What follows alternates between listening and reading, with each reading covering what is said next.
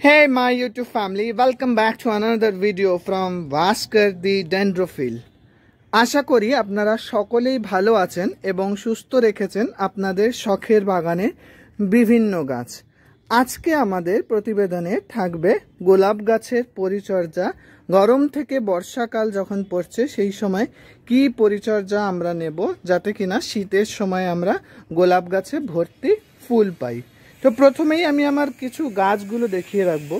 গাছগুলোকে দেখলে মনে হবে যে যেন এরা শীতে কোনো মতেই ভালো ফুল দিতে পারবে না। তবে অভিজ্ঞ বাগানি বা যারা এক বছর অন্তত গোলাপ করেছেন তারা দেখলেই বুঝতে পারবেন যে যেই গাছ গরমে এত সতেজ রয়েছে, একটু যত্ন নিলেই শীতে সে কতটা পরিমাণে ফুলে ফুল ভরিয়ে দিতে পারবে। এবং আমি প্রথমেই ক্ষমা চেয়ে নেব, ইদানিং আমার কিছু পার্সোনাল রিজনে আমি রেগুলার ভিডিও ছাড়তে পারছি না, তাই অনুগ্রহ করে সকলের জন্য অনুরোধ থাকলো যে আপনারা আমার পাশে থাকবেন। খুব শীঘ্রই আমি আবার ব্যাক টু প্যাভিলিয়ন অর্থাৎ উইকলি একটা করে ভিডিও ছাড়ার চেষ্টা করব।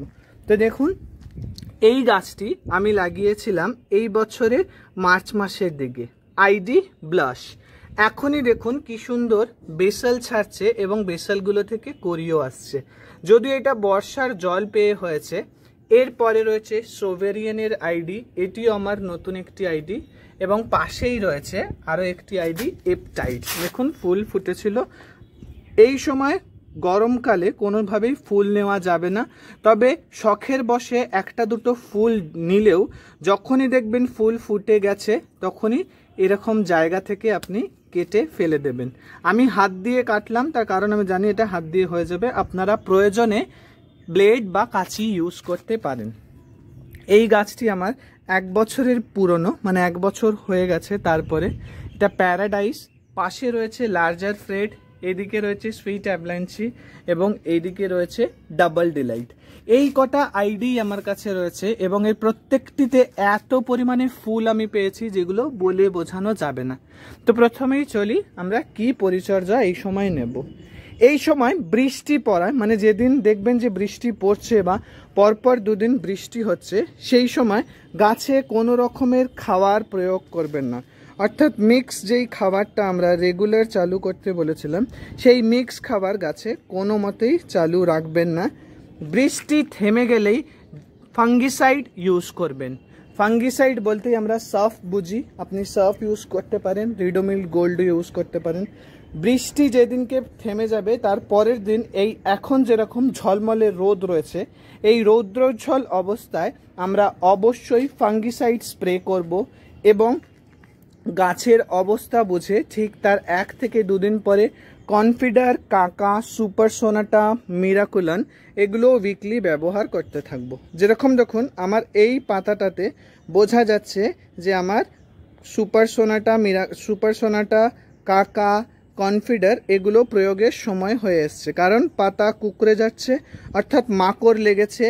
মাকড় থেকে মুক্তি পাওয়ার জন্য এগুলো আমাদেরকে করতেই হবে।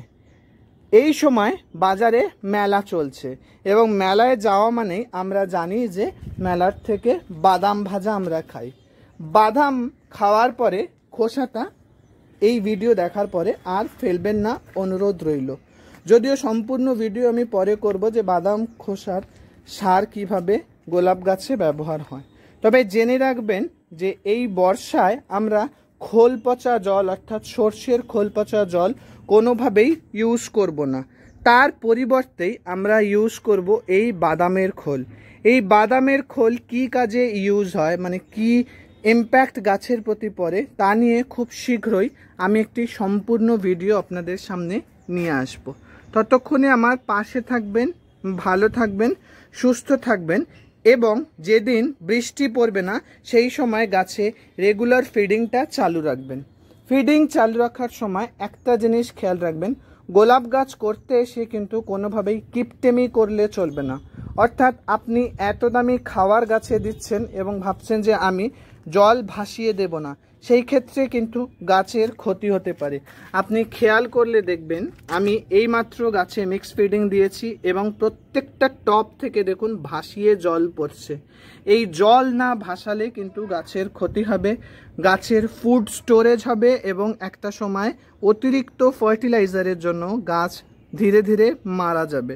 তাই খুব বুঝে, অর্থাৎ খাবার যেদিনই দিচ্ছেন বা যেই সময় দিচ্ছেন ভাসিয়ে জল দেবেন।